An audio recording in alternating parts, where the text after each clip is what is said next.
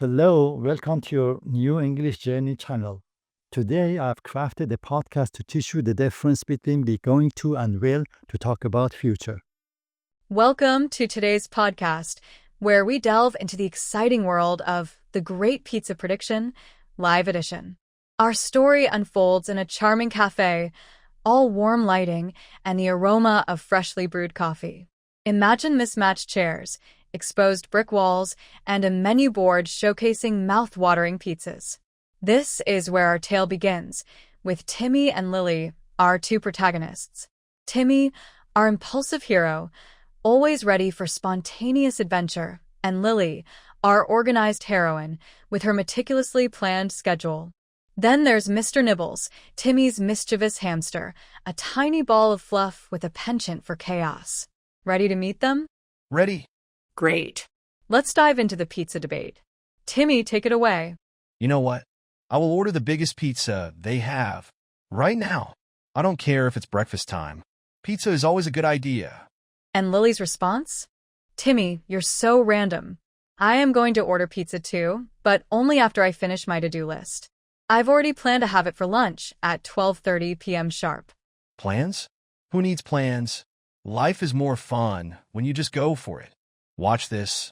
I will call the pizza place right now. And with that, Timmy's impulsive actions set the stage for our next scene. The setting now shifts subtly to the cafe's bustling kitchen area. This section is less charming than the main cafe. It's where the magic of pizza making happens. Stainless steel surfaces gleam under bright lights. The scent of baking dough and melting cheese fills the air. The scene is full of movement, with chefs preparing orders. This is where Mr. Nibbles makes his grand escape. Oh no. Mr. Nibbles will get cooked into a pizza. I will save him. Lily, ever the prepared one, reacts calmly. Relax, Timmy. I am going to catch him. I've already figured out his escape route. He always runs toward food. It's like he's part pizza detector. How do you always know what to do? Because I'm going to think before I act. Unlike someone who just runs around like a headless chicken. Hey, chickens are brave. They cross roads without looking both ways. The scene shifts again, back to the main cafe area. The pizza arrives, but disaster strikes. No, my pizza. I will never recover from this tragedy. This is worse than the time I try to eat soup with a fork. Lily, with her perfectly intact pizza, enjoys the contrast. I am going to eat my pizza slowly and enjoy every bite. I even brought wet wipes. See? Planning pays off. Fine, you win this time. But next time I'll plan better, maybe. The weather takes a turn. The scene shifts again, this time to a nearby park. The park is vibrant and lively, but the sky is dark and ominous. Rain begins to fall, and our protagonists' reactions reveal the differences in their approach to life once more. Oh no, I will get soaked. I didn't bring an umbrella. I am going to stay dry. I checked the weather app this morning. It said it will rain at 2 p.m. See? Planning again. Ugh, you're impossible. Fine, I will use this pizza box as an umbrella. The rain stops, and a rainbow emerges, painting the park with a spectrum of colors. The scene shifts to a park bench, where Lily and Timmy sit together, sharing her pizza. This peaceful moment symbolizes a subtle shift in their understanding. Okay, maybe planning isn't so bad. Next time, I will try to think ahead a little. And I am going to let you borrow my planner. But don't lose it, or I will make you eat broccoli pizza. Broccoli pizza? That's evil. I will never lose your planner. I promise. Mr. Nibbles makes a final appearance, stealing a slice and running off, bringing the story full circle. I will catch him this time. Good luck with that. I am going to sit here and enjoy the show. Maybe I'll even take notes for Mr. Nibbles, the pizza thief. So, that's the story. Any questions about our use of will and be going to? Absolutely. Let's break down the future tenses. Will expresses spontaneous decisions, predictions, or promises, often made on the spot. For example, Timmy saying, "I will order the biggest pizza," shows an immediate decision. It also indicates predictions like Mr. Nibbles will get cooked, a prediction of what might happen. It's also used for promises, such as, "I will never lose your planner," And Be going to shows a planned action, an intention. Lily says, I am going to order pizza at 12:30.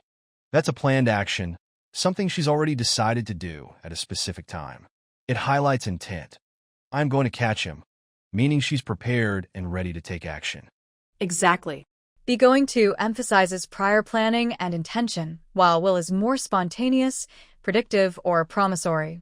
Both are future tenses, but their usage paints a different picture of the characters' mindsets, adding a layer of richness to the story.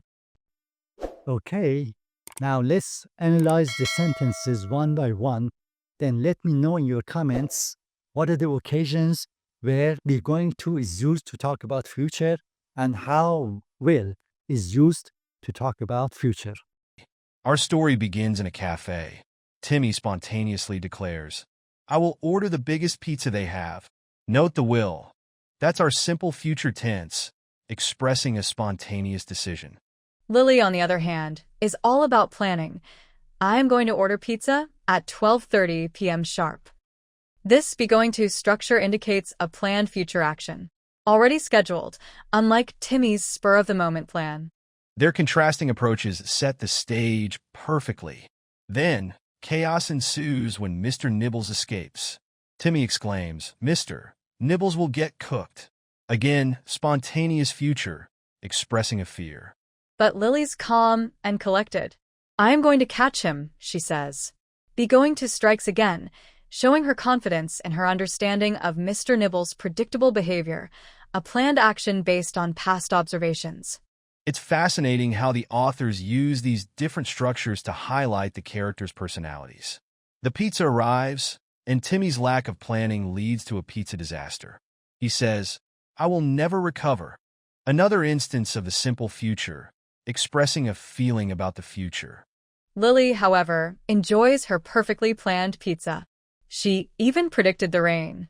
It will rain at 2 p.m., she says, demonstrating how Will can also predict future events based on information like a weather app. Then comes the rain. Timmy cries, I will get soaked. Simple future expressing a likely outcome.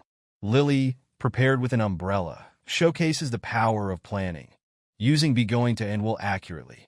Timmy's attempts to use a pizza box as an umbrella are hilarious, but they also highlight how unplanned actions often have unforeseen consequences. He ultimately admits planning isn't so bad, demonstrating a shift in his thinking about the future. The story ends with a shared pizza and Mr. Nibbles' continuing escapades, reminding us that even with planning, life throws curveballs. But it's a great illustration of how to express future events in different contexts using will and be going to. Exactly. Will is great for spontaneous decisions, predictions, and immediate future actions. Be going to shines when expressing planned actions based on prior knowledge or intention. It's all about the nuance. So next time you're crafting a story or just discussing future plans, remember Timmy and Lily's pizza adventure. It's a delicious lesson in using future tenses correctly. Happy writing, everyone, and don't forget the extra cheese.